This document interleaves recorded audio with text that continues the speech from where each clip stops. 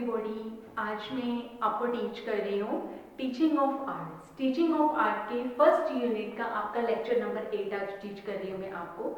अब तक जो हमने पढ़ा है वो पढ़ा है हमने कला का इतिहास, भारतीय कला का इतिहास पढ़ा है। उससे आगे की तरफ हमने मीनिंग ऑफ आर्ट, कला के अंग पढ़े हैं। कला के अंग के बाद हम पढ़ेंगे अब कला के तत्व, कि कला के तत्व क्या होते हैं। कला के अंग, कला के स्वरूप, कला के तत्व, ये सब अलग अलग हैं, तो उनके बारे में ही अब हम पढ़ेंगे। और उसी के साथ ही आज हम थोड़ा सा पढ़ेंगे कि कला के महत्व क्या क्या है। आज हमारा टॉपिक है जो मैं आज आपको टीच कर रही हूँ वो है कला के तत्व व महत्व। कला के तत्व तो हम पढ़ेंगे ही पढ़ेंगे, साथ में कला के महत्व भी पढ़ेंगे कि क्या क्या चीजें हैं, किसके महत्व क्या क्या है, कला से हमें क्या क्या चीजें मिली हैं, उनके बारे में आज हम पढ़ेंगे। तो सबसे पहले मैं आज आपको बता रही हूँ कि कला के तत्व होते क्या हैं। पहले कला ही क्या है, सबसे पहले हम पढ़ रहे हैं कि कला है ही क्या। इतना पढ़ चुके हैं कला के बारे में कि भाव है, विचार है, रचनाओं के द्वारा है और सृजनात्मक शक्ति है, ये सब चीजें उनसे मिलजुल कर जो बनी है, हमारी आंतरिक भावनाओं का रूप है, हमारी सृजन शक्ति का रूप है। और ये सब चीजें हम पढ़ रहे हैं कि कला क्या है। कला का ये सब चीजें पढ़ने के साथ साथ ही मैं आपको एक चीज और बता रही हूं कि जो कला के तत्व हैं, कला के तत्व क्या होते हैं,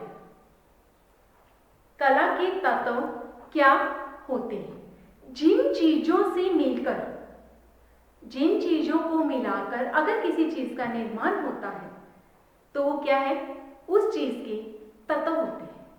कैसे?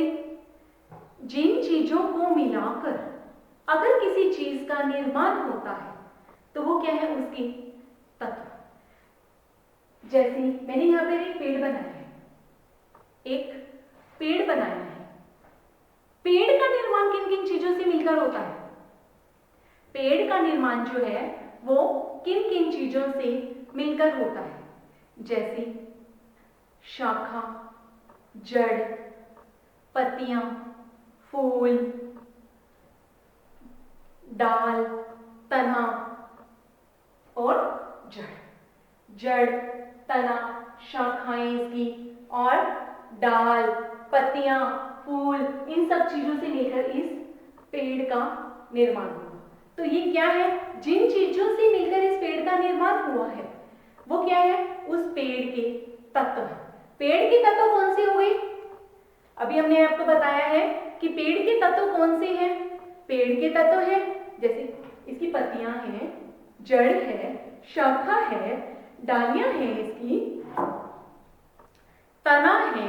तो ये सब चीजें मिलाकर इनका पेड़ का निर्माण हुआ। तो ये क्या है, पेड़ के तत्व है।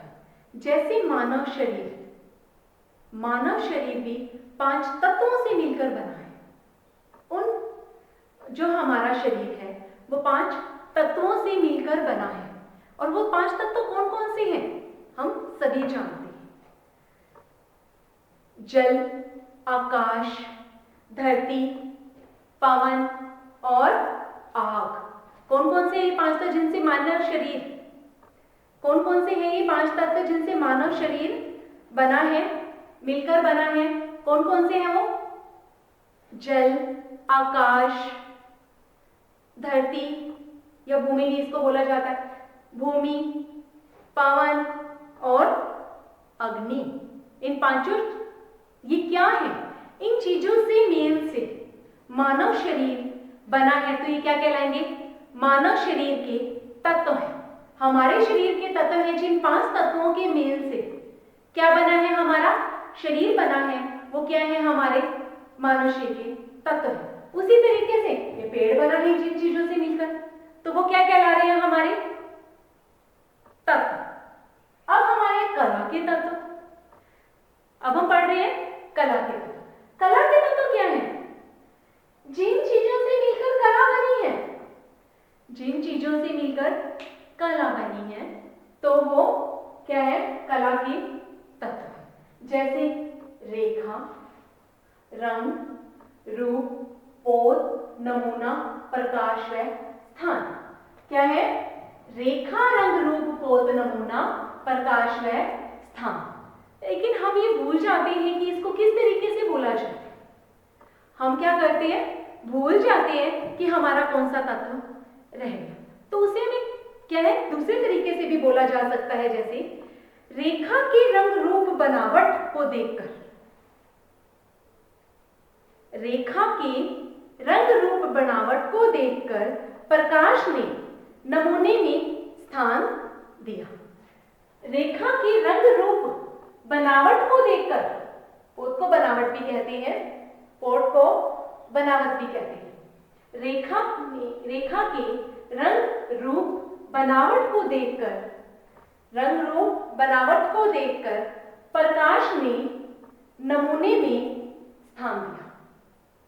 ये भी बोला जाता है। जैसे कि हम एक लाइन ही याद कर लेते हैं, रेखा के रंग, रूप, बनावट को देखकर, क्या है? रेखा के रंग, रूप, बनावट को देखकर प्रकाश ने नमूने में स्थान दिया।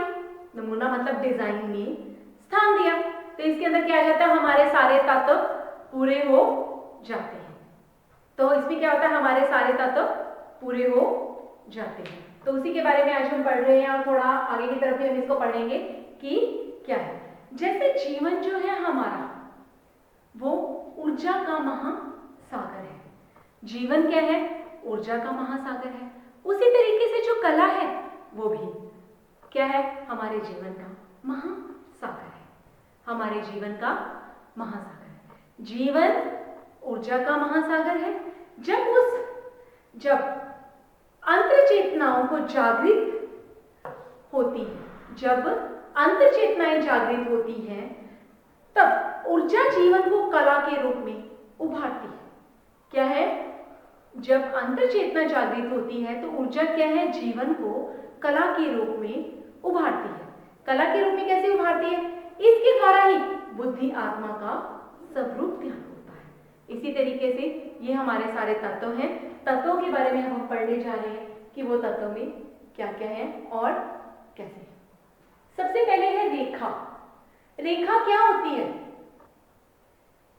दो बिंदुओं को मिलाने वाली जो भी आकृति हम बना रहे हैं, कुछ भी लाइन जो बनाते हैं हम, वो क्या है? रेखा कहलाती है। दो बिंदुओं को जो मिलाती है वो रेखा कहलाती है। कैसी? जैसे एक बिंदु ही है, एक बिंदु ही है, इन दोनों को अगर हम आपस में मिला रहे हैं तो वो क्या बन रही है? कोई भी दो बिंदु अगर हम उसको मिला रहे हैं तो वो रेखा बन रही है। इस तरीके से रेखाएं कई प्रकार की होती हैं। कैसे? सीधी रेखा, तिरछी रेखा, खड़ी रेखा, पड़ी रेखा और गतिमय रेखाएं और कोणीय रेखाएं, एक भुज रेखाएं, प्रवाही रेखाएं, बहुत सारे प्रकार की हैं। कुछ लोग इसे 4 प्रकार की मानते हैं, कुछ 5 प्रकार की मानते हैं, कुछ 8 प्रकार की मानते हैं। इसका वर्णन हम अगले यूनिट के अंदर तो अलग से डिफाइन करके पढ़ेंगे। आज हम सिर्फ कला के तत्व थोड़े बहुत पढ़ रहे हैं, तो इसके बारे में हमें अलग से रेखाओं के बारे में हम टॉपिक पढ़ेंगे, तो वो चीज हम पढ़ेंगे। तो ये क्या था हमारा? रेखाएं जो है, रेखा जो है, दो बिंदुओं को मिलाने वाली रेखा, दो बिंदुओं को जो मिलाती है वो रेखा कहलाती है। रेखाओं में क्या है? अगर मैं इसको 7 प्रकार की रेखा मानती हूँ तो खड़ी रेखा जो खड़ी है, पड़ी रेखा जो पड़ी है, तिरछी रेखा जो तिरछी है, लैमे रेखा जो लैमे चल रही है, एक भुजीय रेखा, कोणीय रेखा जो एक कोण की तरह प्रतीत हो रही है, चक्राकार रेखा जो चक्र बना रही है, कर्णवत रेखा जो कर्ण की तरह कर रही है, बेचैनी उत्पन्न करती है जो रेखा। तो इस तरीके से रेखाएं जो है वो अलग अलग चीजें प्रतीत करती है। उसके बाद है हमारे पास रंग। रंग क्या होती है? रंग प्रकाश का एक गुण होता है। रंग क्या होती है? रंग प्रकाश का एक गुण होता है जिसका अपना कोई स्थूल अस्तित्व नहीं होता। वह प्रकाश का गुण है इंद्रधनुष की सहायता से भी हम इन रंगों को देखते आए हैं। प्रकृति में ये रंग हमें मिलते हैं। ये प्राय 3 रंग होते हैं जो आपस में मिलजुल कर बहुत सारे और रंग बनाते हैं। इसके बाद नेक्स्ट है हमारा रूप। रूप क्या है? रूप क्या होता है? आकृति, फॉर्म जिसको बोला जाता है। रूप क्या है? आकृति, फॉर्म। अगर हम एक चित्र बना रहे हैं उसमें रूप का क्या रोल है? क्या आप बताएंगे? अगर हम एक चित्र बना रहे हैं उसके अंदर रूप का क्या रोल है? बहुत ज्यादा रोल है। एक रूप का दूसरे रूप से भिन्न होना भी रूप कहलाता है। कैसे? ये चित्र मां औरत का है या पुरुष का है, उसके रूप से ही पता चलेगा। उसके रूप की बनावट, उसके भावों की बनावट, उसके अंदर रूप की बनावट, भावों की बनावट। अगर मैं महात्मा गांधी का चित्र बना रही हूं तो मैं जवाहरलाल नेहरू का चित्र तैयार कर दूं तो क्या वो रूप सही है? नहीं है। आप मेरा चित्र बना रहे हो और मेरी जगह किसी और का चित्र बना दिया जिसको देखकर मुझे कोई पहचान ही ना पाए कि ये मैं हूं, तो क्या वो रूप सही है? नहीं है। तो रूप के अंदर बहुत सारी बनावट, हर चीज को ध्यान से देखा जाता है। किस तरीके से देखा जाता है? जैसे स्त्री का जो शरीर है वो स्त्री के अकॉर्डिंग होता है कि कमर पतली होती है, छरहरा शरीर होता है, हाथ लंबे होते हैं, पतला शरीर दिखाया जाता है, गर्दन लंबी होती है और भौहें कैसी होंगी? थोड़ी अलग होंगी, तेज तरार की होंगी। तो ये चीजें होती हैं। जब पुरुष का शरीर दिखाया जाता है थोड़ा भरवा, उस पर मूंछें दिखाई गई हैं, कुछ और दिखाया गया है, ये सब चीजें उसके ऊपर दिखाई जाती हैं।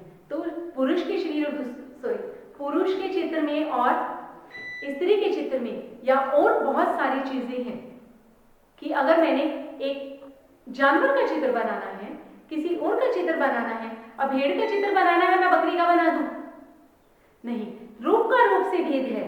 जो हमें आंखों को दिखाई भी देता है उस रूप को वैसा का वैसा प्रकट करना रूप कहलाता है। नेक्स्ट है हमारा पोत। नेक्स्ट है हमारा पोत।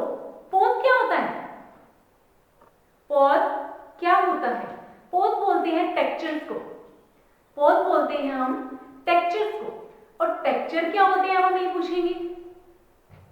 टेक्सचर क्या होता है? किसी की सतह, किसी चित्र की सतह, किसी भी चीज का जो बेस होता है, चित्र का जो बेस होता है वो क्या होता है? टेक्सचर कहलाता है। टेक्सचर भी 3 प्रकार का होता है। कैसे? एक तो होता है प्रापत, जैसे चट्टानें वगैरह उसके ऊपर हमने सीधी पेंटिंग बना दी, प्रापत है। दूसरा होता है अनुकृत। अनुकृत कैसे होता है? अनुकृत टेक्सचर्स वो होता है जैसे कि हमने अनुकृत टेक्सचर्स वो है जैसे कि हमने किसी चीज की, जैसे कि एक पेपर प्लेन है, प्लेन के ऊपर हमने क्या है? खुरदरापन डाल दिया या किसी का रूप तैयार कर दिया कि चट्टानें हमने नकली से उनको देखकर वैसी ही चीज हमने तैयार कर दी, तो वो कौन सी हो गई? अनुकृत। सर्जित मतलब सबका सब अपने तरीके से लिया हो। ये बेस प्लेन है बोर्ड का, ये बोर्ड का बेस प्लेन है, खुरदरा है, मोटा है, पतला है, कैसा है? ये क्या है? इस बोर्ड का टेक्सचर है। क्या है ये? इस बोर्ड का टेक्सचर है। मतलब जो भी हम कार्य कर रहे हैं, जो भी हम काम करना है, उसकी जो सतह होती है वो क्या कहलाती है? टेक्सचर कहलाती है। टेक्सचर के बाद है हमारा, पोत के बाद है नमूना मतलब डिजाइन। नमूना मतलब डिजाइन। इसके अंदर क्या होता है? रेखा और आकार प्रदान होती है। डिजाइन जो होता है हमारा नमूना, वो किससे रिलेटेड है? हमारा डिजाइन जो है वो किससे रिलेटेड है? रेखा से, रंग से, पोत से, नमूना, इन सब चीजों को मिलाकर ही एक नमूना तैयार होता है, डिजाइन हमारा तैयार होता है। नेक्स्ट है हमारा नमूने के बाद प्रकाश, जिसको हम मान भी कहते हैं। प्रकाश जिसको हम मान भी कहते हैं। अब मान क्या होता है? तान भी कहते हैं, सॉरी मान नहीं, तान भी कहते हैं। तान क्या होता है? किसी रंग का, रूप का जो मान होता है वो तान कहलाता है। क्या कहलाता है? प्रकाश कहलाता है। कि किसी जगह पे प्रकाश कैसा पड़ रहा है, इसका छाया प्रकाश। मैं यहाँ काम कर रही हूँ, मेरी रोशनी इधर से आ रही है, तो मेरी छाया कहाँ पड़ रही है? इधर पड़ रही है। इधर तो नहीं पड़ रही ना, आपको दिखाई दे रही है। ये प्रकाश कहाँ पड़ रहा प्रकाश आता है तो दूसरी साइड पर उसकी छाया पड़ती है। जिस साइड से प्रकाश आ रहा है, बोर्ड पर जहां से प्रकाछ आ रहा है वहां पर उसकी जो क्या है लाइटिंग जो होगी वो लाइट होगी। जहां इसकी शैडो पड़ेगी, जहां इसकी शैडो पड़ेगी, परछाई पड़ेगी, वो वाला एरिया डार्क होगा, वो वाला एरिया डार्क होगा। उसके बाद हमारे पास है होने के बाद स्थान। अब स्थान क्या होता है? चित्र में स्थान का जो इंपॉर्टेंस है कला के अंदर वो बहुत ज्यादा इंपॉर्टेंट होती है। वो कैसे कि हमने मेन पॉइंट को कहाँ दिखाना है, मिड पे दिखाना है, साइड पे दिखाना है, आगे पीछे कहाँ दिखाना है, कितना एरिया हमें कवर करना है, कितना एरिया हमें कवर करना है। हमारी शीट है, हमारा बोर्ड है, हमने बोर्ड को देखा है कि मैंने यहाँ नहीं कम किया है, नीचे थोड़ा कम किया है, ऊपर मैंने ये लिखना है, इस एरिया को मैंने इस तरीके से कवर करना है।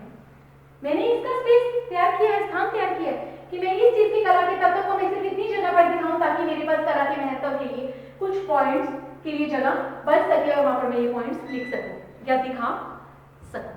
तो ये चीज आगे हमारे क्या होता है? स्थान। ये क्या थे ये सारे जो मैंने अभी आपको बताए? रेखा, रंग, रूप, पोत, नमूना, प्रकाश, स्थान। ये क्या है? क्या है? कला के तत्व है। मतलब कि जिन चीजों से मिलकर ये कला का निर्माण होता है वह क्या कहलाते हैं? कला के तत्व। रेखा के रंग रूप बनावट को देखकर, रेखा के रंग रूप बनावट को देखकर प्रकाश ने नमूने में स्थान दिया, प्रकाश ने नमूने में स्थान दिया। क्या कहलाए ये सारे हमारे? कला के तत्व। हमने अब तक क्या पढ़ा है? कला के तत्व। ये है हमारे कला के तत्व जो हमने साथ हैं, जो हमने अभी पढ़े कि कला के तत्व क्या हैं, कला के तत्व किस तरीके से हैं और इनको मैंने थोड़ा थोड़ा डिफाइन किया है। अगर इनके बारे में अलग अलग टॉपिक्स में आपको नेक्स्ट यूनिट के अंदर क्लियर भी करूंगी कि प्रॉपर रेखा जो है वो कौन सी है, इनको आगे डिटेल में भी आपको पढ़ाया जाएगा। तो अब हम पढ़ रहे हैं कला के महत्व।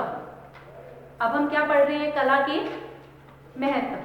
कला के महत्व क्या है? अब मैं आपसे पूछना चाहूंगी कि कला के महत्व क्या है? अब तक तो हमने बहुत पढ़ लिया, बहुत देख लिया कि कला के महत्व क्या है। सबसे पहले कला ही क्या है? सबसे पहले क्या है हमारे पास? कला ही क्या है और कला के महत्व भी क्या है। अब तक हमने जो पढ़ा है शुरू से लेके अब तक, मतलब कि हम 7 लेक्चर पहले पढ़ चुके हैं, उसके अंदर हम कला के बारे में पढ़ते आ रहे हैं। अब तक पढ़ा है हमने, ठीक है। कला के बारे में हम पढ़ते आ रहे हैं, कला से ही हमारा रिश्ता है, कला के अंदर ही हम पढ़ रहे हैं कि कला से ही हम जुड़े हुए हैं, कला ही हमारे जीवन को पूर्ण करने वाली है। तो कला के बारे में ही है हमारा थोड़ा सा। जीवन में कला, हमारे जीवन में जो कला है वो इस प्रकार गुथी हुई है, हमारे जीवन में जो कला है वो इस प्रकार गुथी हुई है। क्या है? हमारे जीवन में जो कला है वो इस प्रकार गुथी हुई है कि उसको हमारे जीवन से अलग नहीं किया जा सकता।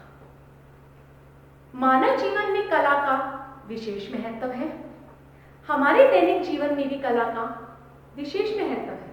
हम दैनिक जीवन के अंदर कलाओं से रिलेटेड बहुत सारी चीजें करते रहते हैं, तो क्या है उसका हमारे जीवन के अंदर कला का बहुत महत्व है। मानव जो जीवन है वो कला के बिना अधूरा है, मानव जीवन कला के बिना अधूरा है। क्यों अधूरा है? क्योंकि उसमें सृजन करने की शक्ति विद्यमान है, सोचने की, समझने की और रचना करने की शक्ति विद्यमान है। जब वो रचना कर सकता है तो वो सृजन कर सकता है, सृजन कर सकता है तो वो किसी चीज का भी निर्माण कर सकता है, निर्माण करते हुए वह उसकी ओर आगे भी बढ़ता आया है। तो क्या कह सकते हैं हम? कला जो है वो सृजन करने की शक्ति भी है, सृजनात्मक शक्ति भी है उसके अंदर विद्यमान। तो अब हम इसके बारे में हम थोड़ा करेंगे। जैसे कि हमें ईश्वर ने जब हमें शक्ति दी, ईश्वर ने जब हमें पैदा किया या आदि मानव था या जब भी कुछ था कि हमारी ईश्वर जो है उन्होंने हमें शक्ति दी है पैदा करने की, करने की। लेकिन क्या ईश्वर खुद कलाकार नहीं है? ईश्वर खुद एक कलाकार है? जिसने सृष्टि की रचना कर डाली। जिसने क्या किया? इस सृष्टि की ही रचना कर डाली। एक एक चीज इतनी प्यारी बनाई है, एक एक चीज के अंदर इतनी इतनी चीजें डाली है कि पौधा बनाया है तो वो उगता है, बढ़ता है। इंसान भी बनाया है, क्योंकि मानव जो है वो सृष्टि का मानव कलाकार जो है, हमें बनाने वाला कलाकार कौन है? ईश्वर ही है। ईश्वर एक खुद एक कलाकार है जिसने हमें बनाया है, इस सृष्टि को बनाया है, हर चीज हम में डाली है। अगर हमारे में एक चीज की भी कमी होती है तो हमारा जीवन व्यर्थ हो जाता है। अगर उसने हमें बनाने में, हर इंसान को बनाने में कोई छोटी सी भी उसकी कमी कहीं रह गई है ना, तो उस चीज का पता चलता है कि इस चीज की कमी को पूरा नहीं किया जा सकता। कैसे हम बढ़ रहे हैं, कैसे कर रहे हैं, ये किसकी देन है? ईश्वर की, क्योंकि ईश्वर खुद एक कलाकार है। और मनुष्य क्या करता है? सिर्फ उसकी नकल ही करता आ रहा है। मनुष्य क्या कर रहा है? उसकी नकल करता आ रहा है। कला हमारी कल्पना शक्ति को विकसित करती है। कला क्या है? हमारी कल्पना शक्ति को विकसित करती है, हमारी रचना की शक्ति को भी विकसित करती है, सोचने की शक्ति को विकसित करती है, कल्पना शक्ति को विकसित करती है। दैनिक जीवन में इसका बहुत ज्यादा महत्व है। वह क्या है? कला के महत्व। अब हम पढ़ रहे हैं कला के महत्व।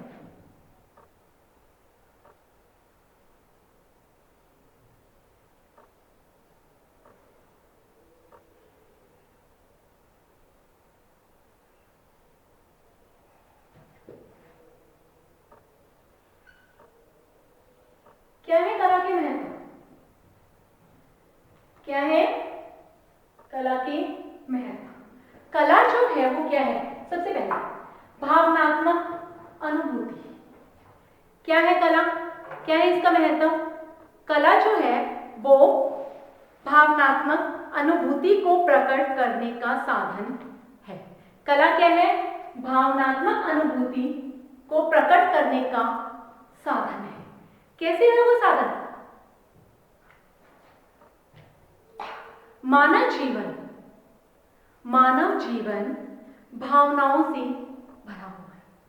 हमारा जीवन भावनात्मक पूर्ण है, भावनाओं से भरा हुआ है।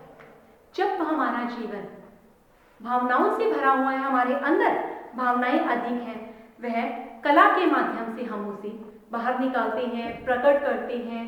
तो क्या है?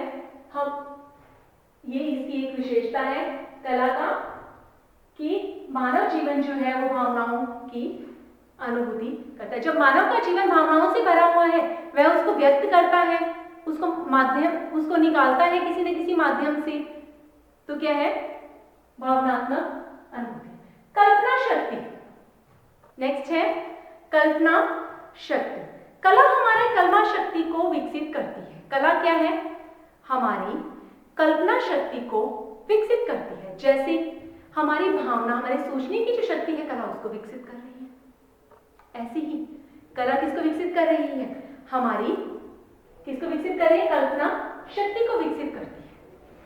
जब कल्पना शक्ति को विकसित करती है कला, कल्पनाएं जो हमारे अंदर उभर रही हैं, हमारी कल्पनाएं हैं, हमारी सोचने की शक्ति है, हम जो कल्पना करते हैं कोई नई नई चीजों को करने की, कुछ भी है, उसको विकसित करती है। बच्चों के अंदर ये जो कला होती है, ये कल्पना शक्ति होती है, वो बहुत वीक रूप से विकमान होती है। क्यों होती है? हमारी जो सोचने की शक्ति होती है वो थोड़ी स्थिर हो जाती है बड़े होने के बाद। हमें पता है कि ये चीज पॉसिबल नहीं है। अब मेरा हाथ है, मैं ऐसे पॉसिबल कर रही हूँ, क्या ये हाथ है? इस तरीके से ये हाथ इधर मुड़कर इस तरीके से मुड़ेगा कि ये ऊपर मुड़ जाएगा? नहीं। जहां ये हाथ पैर मुड़ सकते हैं, अब मेरी कल्पना शक्ति ये कहती है, हमें पता है कि मेरी गर्दन है वो आगे की आगे रहेगी, वो पीछे से इतनी ही जा सकती है, बिल्कुल उल्टी नहीं हो सकती। लेकिन बच्चों की जो कल्पना शक्ति होती है वो कहीं भी किसी चीज को मोड़ तोड़ क्या भी तैयार कर देती है, कुछ भी तैयार कर सकती है। बच्चे जब अगर चित्र बना रहे हैं, वो गर्दन को बिल्कुल उल्टा करके लगा सकते हैं। क्यों लगा सकते हैं? क्योंकि उनकी कल्पना, उनकी जो बुद्धि इतनी विकसित नहीं हुई है, उनके अंदर जो कल्पना शक्ति है वो कुछ भी कर सकती है, कला कर सकती है। तो एक नया चित्र, नया रूप, नया सृजन करने की शक्ति भी रखती है, नई सृजनात्मकता पैदा होती है। तीसरा पॉइंट है हमारी सृजनात्मक शक्ति। ये कल्पना शक्ति के अंदर ही थोड़ी हमने भी बताई है आपको सृजनात्मक शक्ति। क्या है कला? कला जो है वो क्या करती है?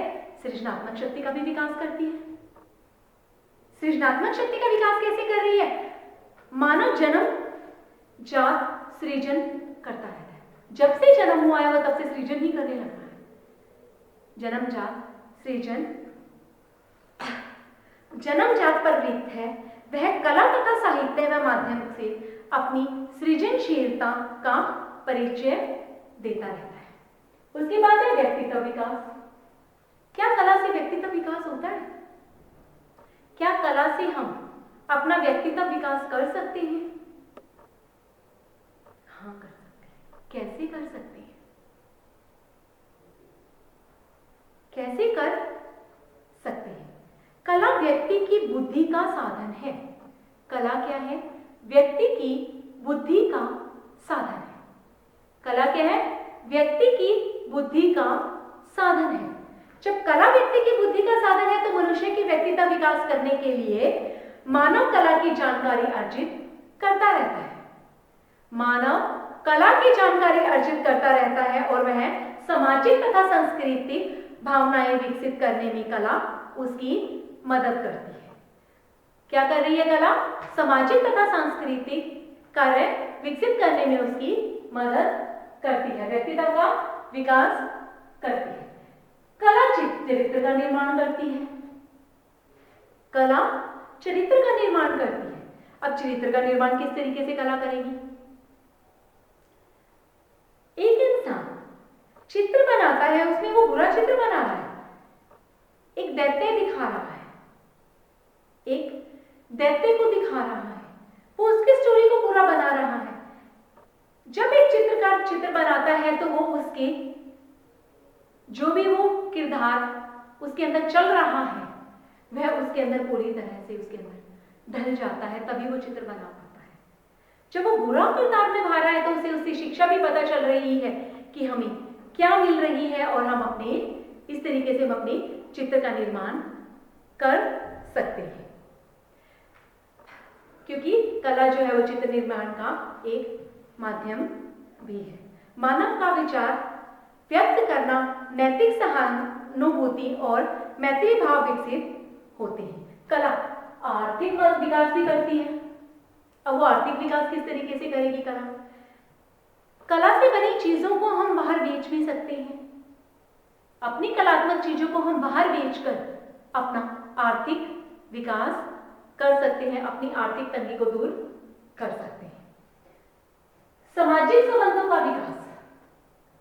सामाजिक संबंधों का विकास छोटे तथा बड़े सभी को ही, छोटे और बड़े सभी को ही निकट लाने के लिए कला मदद करती है। मनुष्य एक सामाजिक प्राणी है। एक कलाकार अपनी कला के माध्यम से समाज में स्थान बना लेता है।